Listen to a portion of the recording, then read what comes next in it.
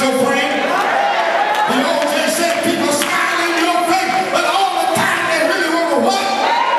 What do you call them?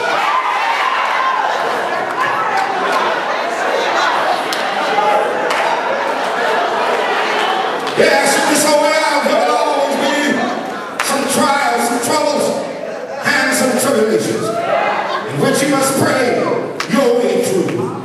You cannot shout it out, sing it out, give it out, talk it out. But if you keep praying, you can pray it. Hey, Jackson said, I found the answer. I learned to pray. Yes, prayer is the answer. Because prayer is the most powerful weapon. Giving us a little bit more of that getting there. It is the most powerful weapon the believer has. Through prayer we communicate with God, and prayer is the divine highway by which a hurting heart is healed and a wounded spirit is mended. A.G. Gordon said, you can do more than pray after you have prayed. But you can never do more than pray until you have prayed. Yes, prayer is essential. The disciples never asked Jesus to teach them how to sing. They never asked the Lord to teach them how to dance. They never asked the Lord to teach them how to preach.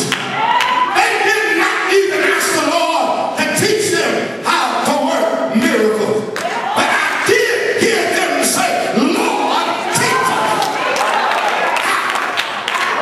how to pray. Well, it's not just a platitude, it's not mere religious rhetoric. If you fast, you can last. If you pray, you can stay. Little prayer, little, much prayer.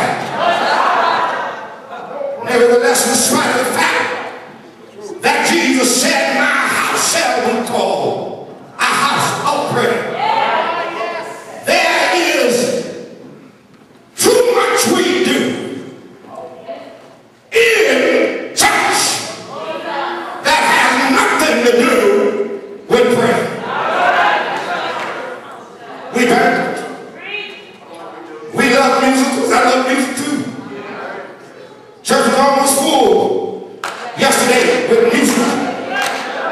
We sell cakes and cake, steaks and cakes, greens and beans. We sponsor barbecues, car washes, revivals, and even what some folk call today a miracle deliverance service. I'm not sure what that is overseas days, because when we were growing up in Globeville, any night could be a miracle deliverance service. To turn into a miracle deliverance service. But very seldom do we really find today a good old-fashioned Holy Ghost filled, fervent prayer service. Lord, help me here today. When I was a boy, every service began with at least 1 hour prayer. And now, today we live in the day, most of the congregants don't even get to church until the prayer. You come in late and then you want to leave early. You don't even stay for the benediction. But do you remember the time people used to rush to get to church for prayer?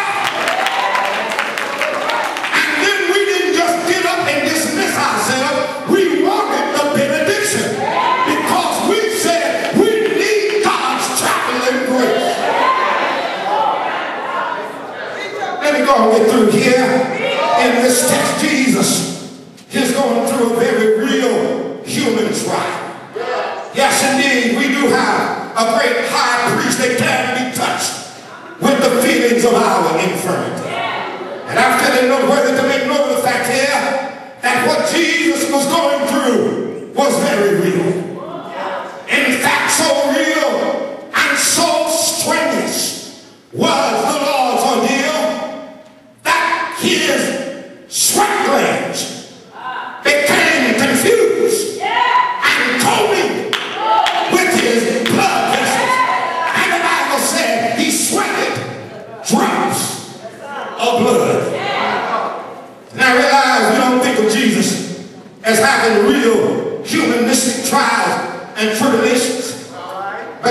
got to read that thing again, because not only was Jesus going through something real, but Jesus really copped a real humanistic attitude.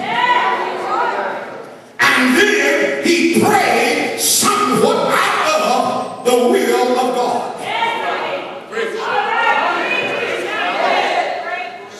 You're not going to believe that.